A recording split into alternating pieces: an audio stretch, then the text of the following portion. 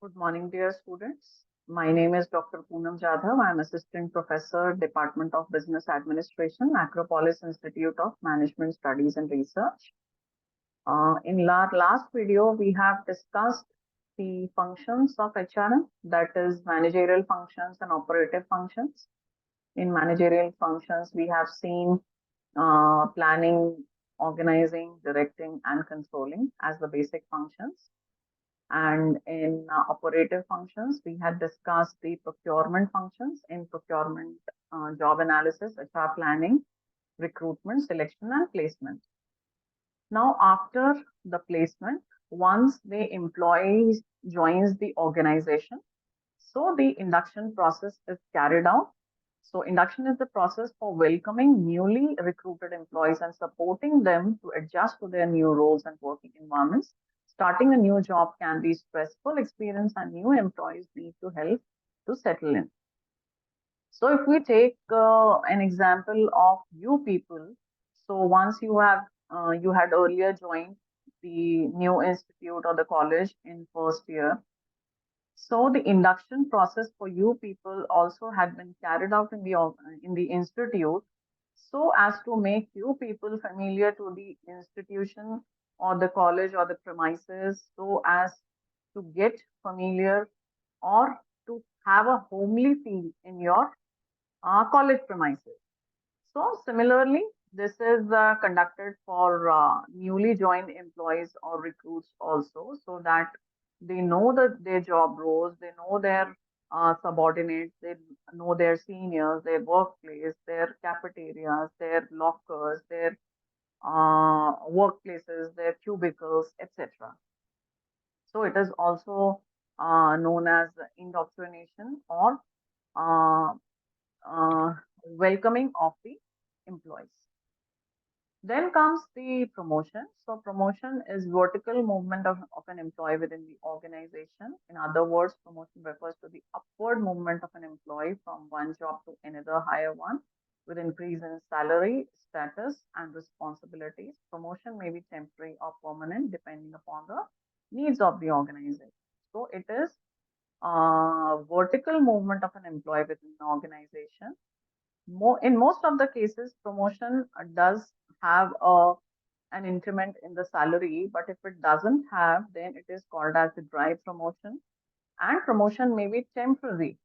So this means if the promotion of an employee gets discontinued, it is called as the demotion, or the perks and privileges or the monetary increments or benefits or the remuneration provided to the employee is taken back from an employee. It is called as the demotion.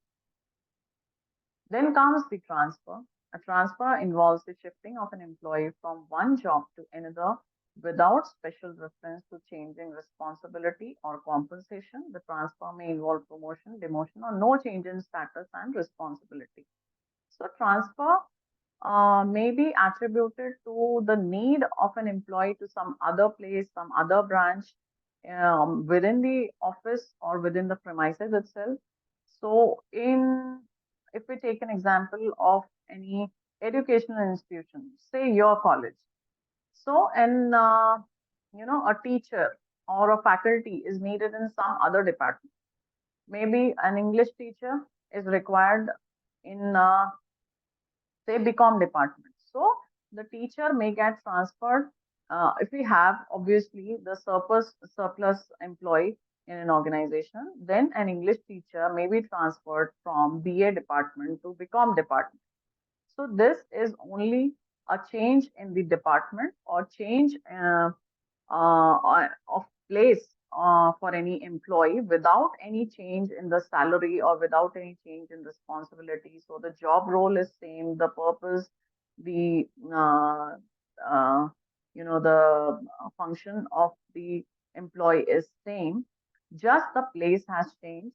So it may happen in between the departments also, between the different places. Example, the any organizational institute may have a branch in Indore and another branch maybe in Bhopal. So, a faculty or any teacher may get transferred from Indore to Bhopal. So, can also be one of the transfers. Then comes the separation. So, separation is the situation when service of an employee with his or her organization comes to an end. Employee leaves the organization. So, it can be a voluntary retirement, or it can be a layoff, or suspension, or resignation, or any type of separation. And these days, there are separation interviews or exit interviews conducted by the organization so as to know the reason that why the employee has left the job in the organization. It can be taken as a positive feedback. We can make changes, or we can improve as per the suggestion of the employee. Then comes the development of the employee. The first is performance appraisal. So performance appraisal is the process by which organizations collect information about how well employees are doing their jobs. So depending upon the performance or the level of work an employee is doing, the remuneration or the bonuses, or sorry, the grades can be given to the employee so as to have a positive response from the employee. Now, the evaluation of employees' job performance is one component of the performance management process. It gives a motivation and positive uh, impact on employee at the workplace. They get motivated and enthusiastic after getting a good grade. And if a person gets a low or medium grade, then the training and development program may be conducted for them for their better performance at the workplace. Then comes the training. So if whatever feedback we get in performance appraisal, or any new technology, or any new work ideas introduced in the organization, training can be conducted for the employees. The aim of training in HRM is to improve the required skills in the employees, whereas the aim of development is to improve the overall personality of the employees. Then comes the career planning. Career planning is an ongoing process through which an individual sets career goals and identifies the means to achieve them. This can be accomplished in keeping the organizational goals in view. So, the personal goals of the employee and organizational goals both can go hand in hand, and both can be accomplished in a proper manner. Then comes the compensation. So, compensation is the monetary benefit given to an employee, one depending upon the work they are doing in an organization. So, first job evaluation is done so as to know the worth of the job an employee does. Then the wage and salary administration is done. That is the financial needs, motivation, and rewards that has to be paid from the organizational point of view. So, the compensation part is basically paying the employees the fixed salary and the invariable pay that an employee does for the company.